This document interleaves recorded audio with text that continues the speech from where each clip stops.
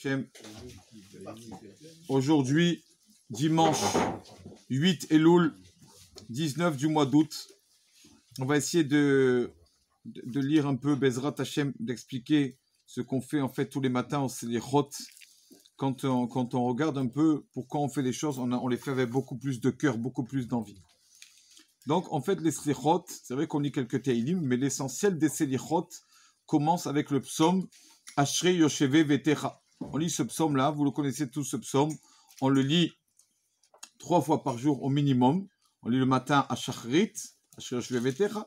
On le lit après la Hamida de Shachrit le matin, Ashrei Yosheve Vetecha. On le lit aussi avant Mincha, Ashrei Yosheve Vetecha. Ce psaume-là, pourquoi on commence les slichot avec ce psaume? Pourquoi on a besoin de dire ce psaume au début des slichot? Premièrement, vous savez que toute l'année on le lit. Pourquoi ce psaume? Parce qu'il y a ce psaume, il y a deux choses qui dans ce psaume. Première chose est que il y a tout l'alphabet.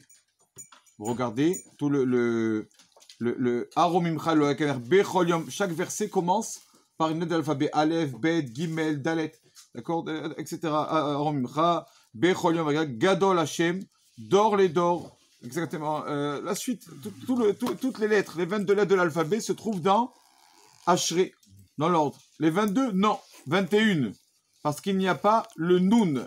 La lettre Nun, il n'y a pas un verset qui commence par la lettre Nun, parce que Nun, c'est un signe de Nephila, tomber. Et nous, on ne tombe jamais. Même si on tombe, on se relève. Tous. Donc, c'est pour ça qu'il n'y a pas la lettre Nun. Après la lettre Nun, il y a la lettre Samer. On dit Somer Hachem L'chol Noflim. Hachem redresse les personnes qui tombent. Mais on ne mentionne pas un verset qui commence par Nun. Donc déjà, il y a toutes les lettres de l'alphabet. Et deuxièmement, il y a là-bas dans ce psaume, on lit un verset. Et vous savez on sait que ce verset, malheureusement, on ne comprend pas des fois l'hébreu. On dit les choses sans les comprendre, parce que ce n'est pas notre langue, malheureusement. On ne connaît pas encore l'hébreu. Mais il y a des versets qu'il faut absolument les comprendre. Si on les dit sans les comprendre, ça ne rime à rien. Premier verset, c'est quoi? Poter et yadecha. Quand on fait ça, il faut penser à ce qu'on dit. Même si on comprend, il faut penser à ce qu'on dit. Poter et yadecha, Hachem, s'il te plaît, comme nous, entre guillemets, nous ouvrons nos mains, toi aussi, Poter et yadecha, s'il te plaît, ouvre tes mains, déverse sur nous la parnassa, l'abondance. Poter et yadecha, masbiyar, l'chol chay ratzon Hachem, il rassasie chaque créature. Donc ce verset-là, il faut le lire avec concentration. Si une personne, il a dit dans la prière de Shachrit, Poter et yadecha, il est comme ça, il n'a pas à penser. Il se rappelle qu'il n'a pas réfléchi à ce qu'il a dit. Entre deux psaumes, entre deux alléluia, il s'arrête et il redit Poter et yadecha, avec kavana. Parce qu'il veut le dire avec concentration. Il faut le refaire si on l'a fait sans concentration. Donc dans ce psaume-là, il y a tout l'alphabet, sauf le Nun, on a dit pourquoi pas le Nun. Il y a aussi la parnassa. Et donc, on a besoin de parnassa. Quand c'est que Akadosh Baruch Hu va décréter combien la personne va gagner toute l'année, le jour de Rosh Hashanah. C'est là qu'il va décréter, voilà, telle personne va avoir comme ça, il va gagner comme ça, il va faire tant d'affaires, etc. Donc c'est pour cela que, déjà 30 jours avant, on demande à Hachem les Selichot, on commence avec Ashrei Yosheve Vetecha. Parce qu'il y a dedans Poter et yadecha la parnassa. C'est important. C'est pour ça qu'on lit ce psaume. Il y a aussi plusieurs autres raisons. Sur ce psaume, il y a 2 lettres. Il y a dans la lettre Chet. Vous voyez que ce psaume, voilà, chaque lettre, on va commencer par le Aleph. Aromcha Elokai Amelech, va avarecha. Il y a un vav toujours au milieu du verset. Becholiam vareka, va alel Hashem Chalem. Gadol Hashem, ve'likdulato. Tous les versets, il y a un vav au milieu. Chaque lettre, elle a un vav au milieu. Il y a 2 lettres où il n'y a pas de vav au milieu. 2 lettres. Qui sont à part, on va dire, dans ce psaume. Il n'y a pas la lettre vav dans le verset de la lettre Chet. Hanun verachum Adonai et Rabem Dol Chased. Il n'y a pas de wav au milieu comme tous les autres. Et la lettre Kouf, Kaov Adonai lechol korerav, lechol eshek raou bemet. Il n'y a pas de wav. Pourquoi? La lettre Chet et Kouf, c'est valeur numérique de 108. 108. Et alors 108, c'est la valeur numérique du mot enfer, Gehinam en hébreu. Qu'une personne qui fait le psaume Ashrei avec concentration, nos sages nous disent, c'est sûr qu'il n'aura pas au monde futur. Et il ne verra pas, donc, le Gehinam. Parce que Gehinam, c'est 108, et dans le Chet et le Kouf, dans le de 108, il n'y a pas le Waouh. Il y a un Midrash. Un Midrash, on mettra ça d'ailleurs en titre du cours, un Midrash qui dit, les Juifs sont des voleurs. Comme ça, le Satan vient et accuse le peuple d'Israël. Les Juifs sont des voleurs, c'est le Midrash dans Yalkut Shimoni. Comme ça, c'est cité dans ce livre ici, Teilim. Les Juifs sont des voleurs. C'est ainsi le Midrash dit ça sur nous. Qu'est-ce qu'on peut dire sur ça, sur comment on peut se défendre? Alors bien sûr, il faut expliquer la chose. Pourquoi les Juifs sont des voleurs? Et pour expliquer la chose, le Khatam Sofer raconte, il dit qu'il y avait une fois un Rav qui arrive, on lui a demandé, Rav, s'il vous plaît, venez dans telle ville.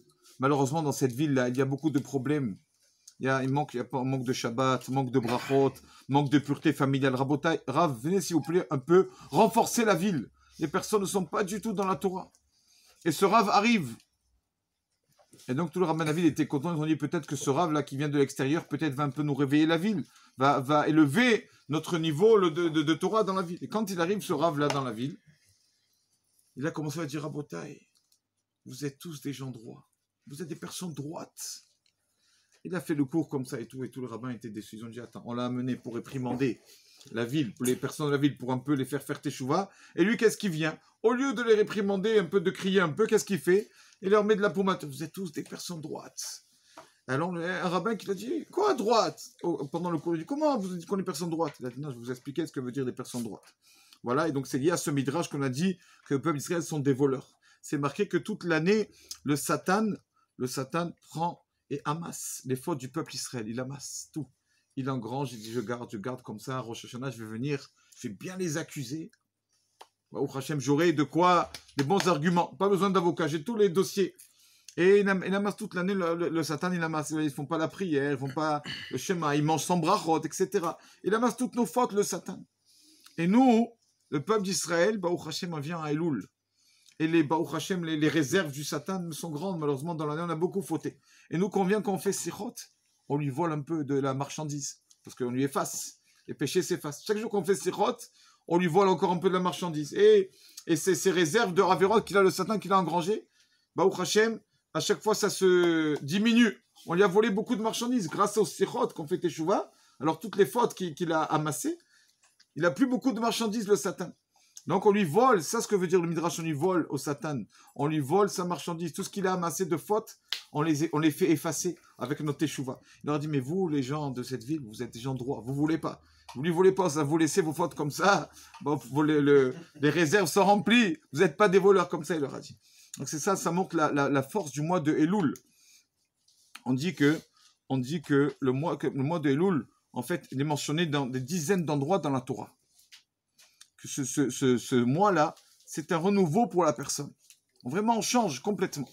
Mais où c'est qu'on voit ça? C'est tout beau dans le premier mot de la Torah. C'est quoi le premier mot de la Torah? Bereshit. Bereshit. Bereshit, ça veut dire au commencement.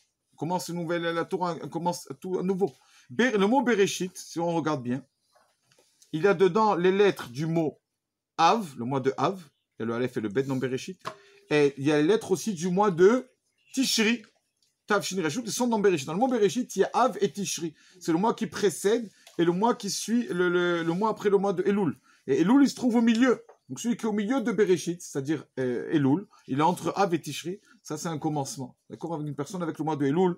On a vu aussi dans la Gemara de Ketuvot, Mishnah de Ketuvot. Bon, malheureusement, c'est vrai que de nos jours, il y a les choses qui ont malheureusement changé.